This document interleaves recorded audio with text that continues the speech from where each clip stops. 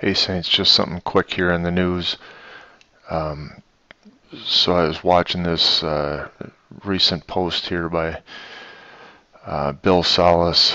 Is ISIS in Psalm 83, Jeremiah 49, and Isaiah 17?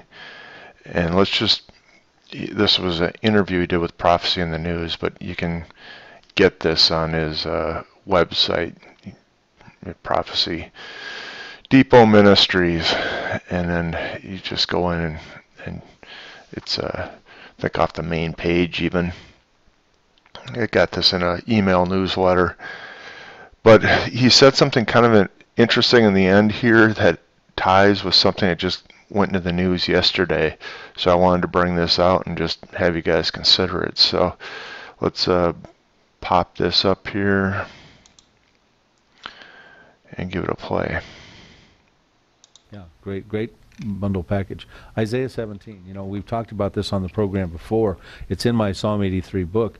Talks about a day when Damascus will cease from being a city. It will be a ruinous heap. And a lot of people wonder at this point in time, because the Syrian revolution has been going on, since 2011, and Damascus is sort of coming down brick by brick, the turmoil over there, and they wonder if that prophecy is not finding fulfillment. But it's important to point out to them, in verse 9, it says that the desolation will occur from the children of Israel, not from a Syrian revolution. So it's the Israeli Defense Forces is how I would interpret that. And it's not coming down brick by brick in the prophecy. Verse 14 tells us, the final verse of Isaiah 17, that it says, behold, at eventide or in the evening you see Damascus, but in the morning he, speaking of Damascus and the masculine pronoun, is no more. So one night you see Damascus and then one morning you don't. And it's the responsibility of the children of Israel. Now, just so that your audience doesn't think Israel's the aggressor nation, it's a matter of self-defense, really, as you study the prophecy. But I wanted to share a couple other things, too. We find out in Jeremiah 49, verses 23 through 27, that the trouble appears to be coming for the destruction of Damascus. It says there's trouble on the sea. It cannot be quiet. And it says that fear overtakes Damascus, and the young men flee. And it talks about civilian casualties and military casualties. But it almost appears as though something comes out of the sea, the Mediterranean Sea, according to Jeremiah, which they've got nuclear submarines, Dolphin-class submarines that they've procured from Germany in the Mediterranean Sea. Interesting. Are we getting specific details on that? Amos chapter 1, verses 1 through 3. Adds another interesting bit of information prophetically. It says that for 3 transgressions and for 4, Damascus will ultimately be judged, because they have threshed Gilead with implements of iron. Now that is an area around where the Golan Heights is, and shares common borders with Jordan, northern Jordan and southern Syria. Gilead, ancient Gilead, and that is filled with landmines, Kevin, from the wars of 67 and 73. It's very, very problematic over there. Remember, God is bringing Jews back into the land of Israel. It's part of his plan in the end times. And he can't get them into these certain areas. That is technically part of the promised land over there. Yes. He can't bring them into those areas because they're filled with landmines. And then once upon a time you could maybe find these landmines, but with the rain and the soil erosions, they don't know where they are. Okay. So the thing I was connecting here is this just came out in Jerusalem Post, I think yesterday, the 27th, yeah.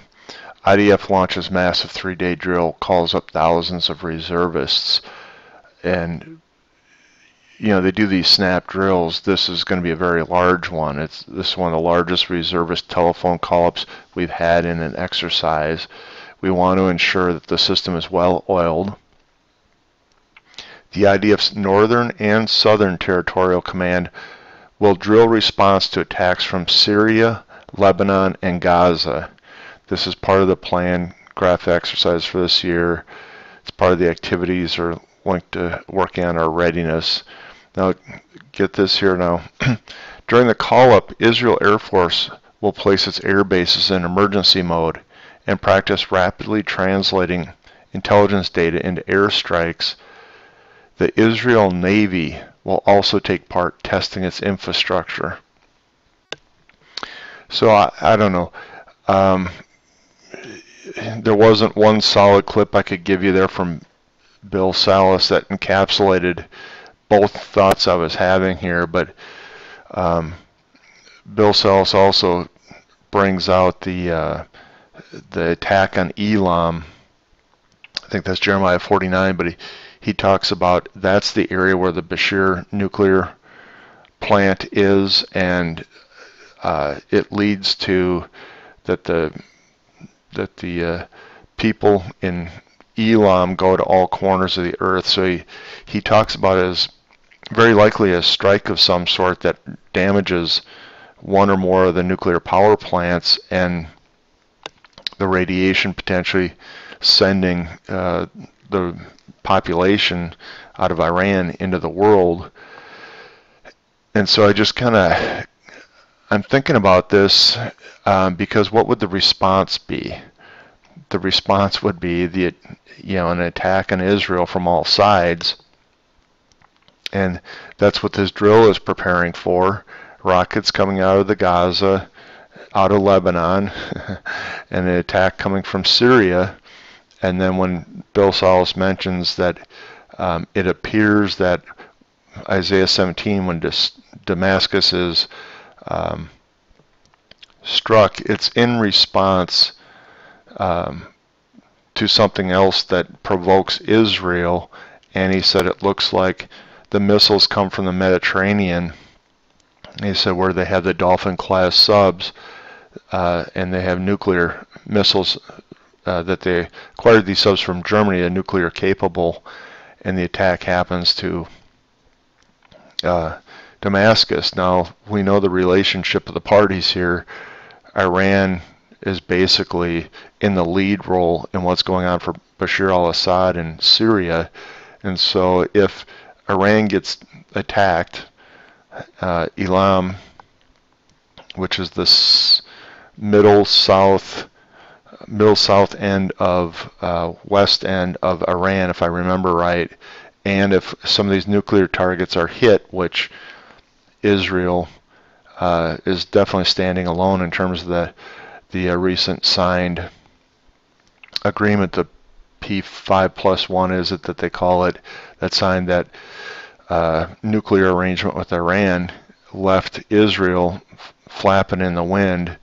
You could see a rationale for why Israel would want to attack that, destroy that nuclear capability, but then you can just guess what the response is. You've got Syria in a pact with Iran, and Iran being the lead defender of Bashar al-Assad. Of course they would then try and attack Israel back. So this is pure speculation, but I thought it was interesting with this call up, including the Navy, and being on defense from where all the missiles are coming from. It's interesting timing. Now, if you go back and you look at that video Bill Salas had in the interview, he said one of the next thing that's likely to happen is that ISIS is going to invade into Jordan, and that he puts the rationale together as to why.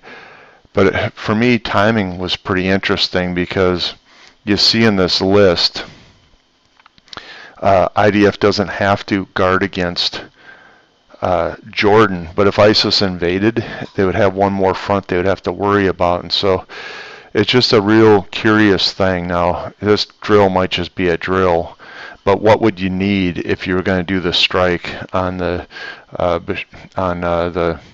Iranian nuclear front? You would need to worry about all of those Iranian-funded, Islamic strongholds, the Gaza Strip, Lebanon, Syria, right? And that's what they're defending against. So I'm just putting it out there as a possibility, Saints, and I guess we'll find out here very soon. Okay, God bless, and make this one a quick one.